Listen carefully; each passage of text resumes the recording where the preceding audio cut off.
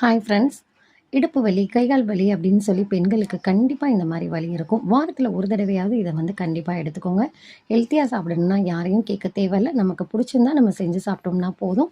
So இது பெரியவங்கலேருந்து குழந்தைங்க முடிக்க சாப்பிடக்கூடியதான். இதில் என்னென்ன நம்ம வந்து ஆட் பண்ணுறோம்னு பார்த்தீங்கன்னா, கருப்பு உளுந்து, கருப்பு கவுனி, பூங்கார் அரிசி, காட்டு யானை, கருங்குருவை, குள்ளக்கரு, மாப்பிளைச்சம்பா, பாசிப்பருப்பு, பச்சரிசி, சுக்கு, ஏலக்காய் இது எல்லாமே தாங்க கலந்து நம்ம ஆட் பண்ணுறோம். ஸோ நீங்கள் வந்து அளவு பார்த்திங்கன்னா, ஒரு கப்பு வந்து கருப்பு உளுந்து அப்படின்ட்டா 1/4 கப்பு எல்லா அரிசியிலையும் போட்டுக்கோங்க.